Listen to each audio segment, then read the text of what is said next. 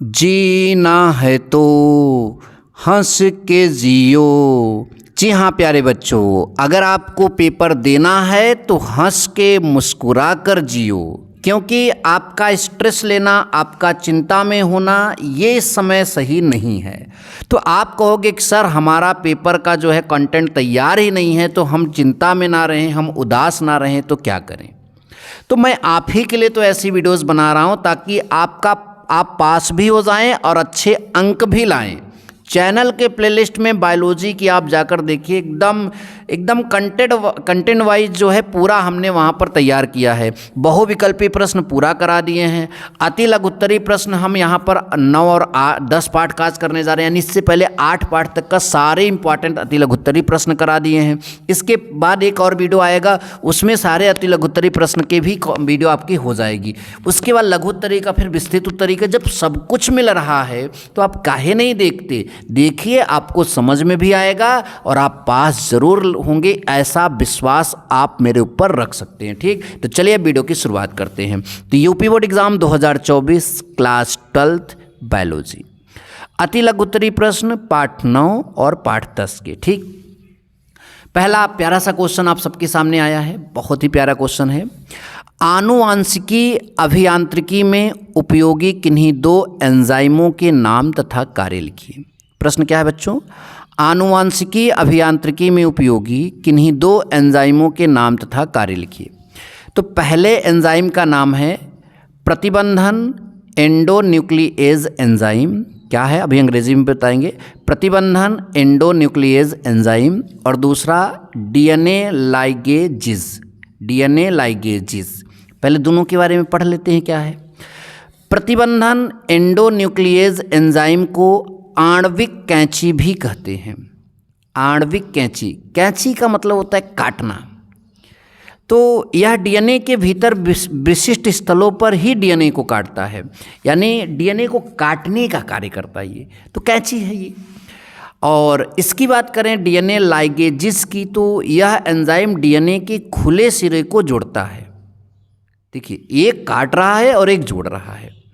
प्रतिबंधन endonuclease जो है वो कैंची का कार्य कर रहा है, वो काट रहा है, और डीएनए लाइगेजिस का जो मतलब है वो खुले सिरे को जोड़ रहा है। तो दोनों का कार्य एक दूसरे के अपोजिट है।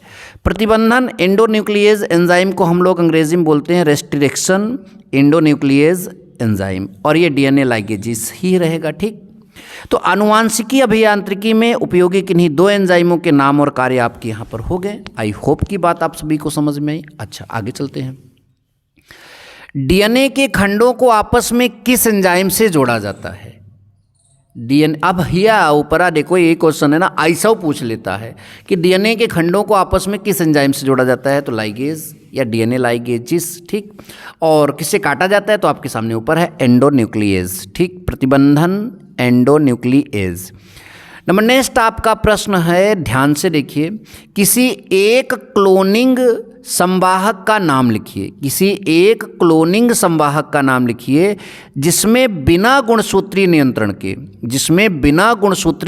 के स्वतंत्र रूप से जीवाणु कोशिकाओं या कोशिकाओं के अंदर प्रतिकृति करने की क्षमता होती है। तो ऐसा कौन है? तो ऐसा जो संवाहक है वो ईस्ट क्लोनिंग संवाहक है। वो गुणसूत्रीय नियंत्रण में स्वतंत्र रूप से जो है ये कार्य करता है। तो उसका नाम क्या है? ईस्ट क्लोनिंग संवाहक। ईस्ट क्लोनिंग संवाहक याद रखिएगा बच्चों। ठीक, आगे प्रश्न देखते हैं, जो आपके और प्रश्न हैं यहाँ पर, ध्यान से देखिए। हमारे आगे जो प्रश्न यहाँ पर देखने को मिल रहे हैं वो है जैव प्रौद्योगिकी में क्लोनिंग संवाहकों का क्या महत्व है। जो जैव प्रौद्योगिकी है इसमें क्लोनिंग संवाहकों का क्या महत्व है? तो उत्तर बच्चों, जैव प्रौद्योगिकी में क्लोनिंग संवाहकों का जो है बहुत महत्व है, क्योंकि इनका प्रयोग जो है डीएनए अणुओं को लाकर मूल डीएनए में प्रतिस्थापित करने में किया जाता है। तो इसका देखो क्या महत्व है कि इसका मतलब मेन प्रयोग ये होता है कि डीएनए अणुओं को लाकर मूल डीएनए जो होता है उन मूल डीएनए में प्रतिस्थापित करने में किया जाता है, और ये डीएनए विजातीय डीएनए कहलाते हैं। क्लोनिंग संवाहक अनेक प्रकार के होते हैं। पहला प्लाज्मिड होता है, और अगला है आपका वाहक विषाणुभोजी होता है। आपका अगला है कास्मिड फास्फिड कास्मिड है, फिर फास्फिड है, कास्मिड है, फास्फिड है, प्लाज्मिड है और वाहक विषाणुभोजी। ये सब जो हैं क्लोनिंग संवाहक होते हैं। कार्य क्या करते हैं? डीएनए अणुओं को लाकर डीएनए में जो है मूल डीएनए में प्रतिस्थापित करने में इनका कार्य किया जाता है, मतलब ये ऐसा करते हैं। तो आई होप कि ये प्रश्न भी आप सभी को समझ में आया।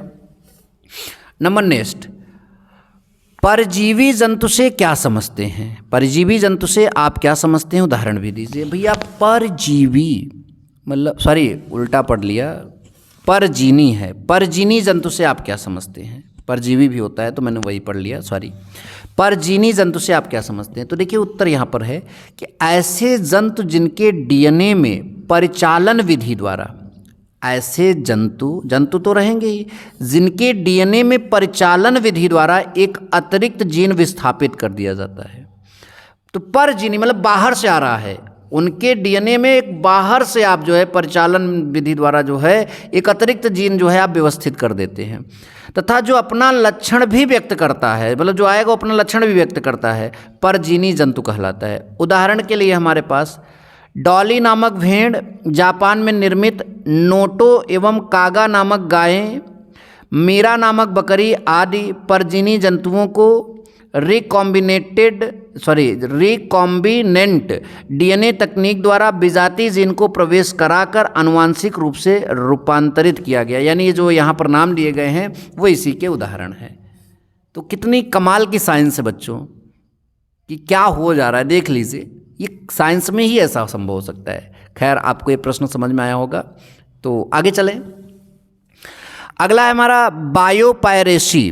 बायोपायरेसी बहुत इंपॉर्टेंट क्वेश्चन है कि बायोपायरेसी क्या है, किसे कहते हैं, कई बार क्वेश्चन एग्जाम में आए हैं। तो बायोपायरेसी क्या होता है?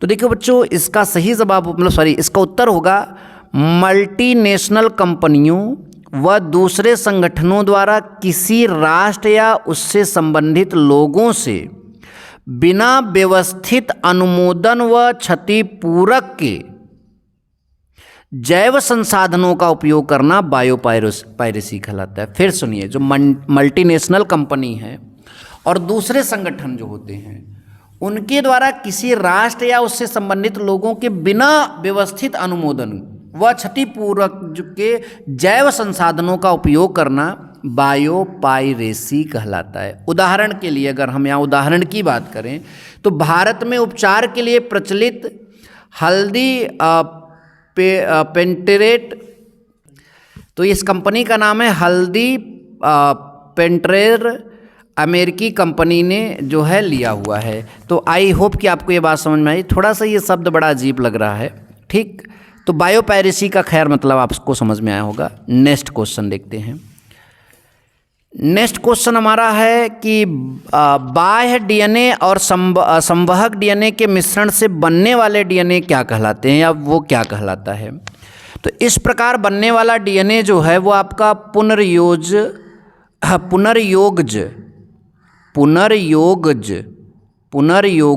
ये भी आप बोल सकते हैं, रिकॉम्बिनेंट डीएनए कहलाता है। ये ज़्यादा सही रहेगा, आप लिख लीजिएगा, रिकॉम्बिनेंट डीएनए कहलाता है। अगला है आपका पेटेंट से क्या आशय है?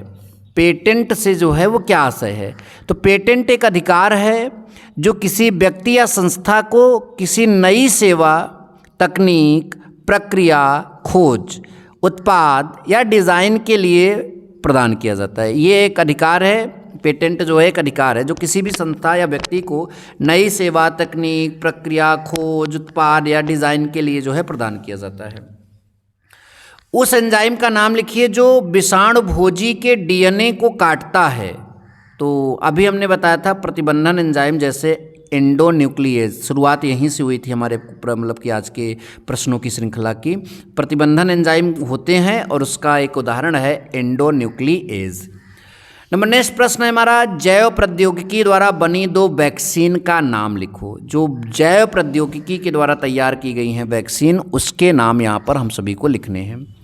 तो सही जवाब इसका होगा, सही जवाब नहीं, इसका उत्तर होगा हेपेटाइटिस वी वैक्सीन और hydrophobia vaccine. Hepatitis B vaccine और हाइड्रोफोबिया जो वैक्सीन है, ये जैव प्रौद्योगिकी द्वारा बनी 2 वैक्सीन है।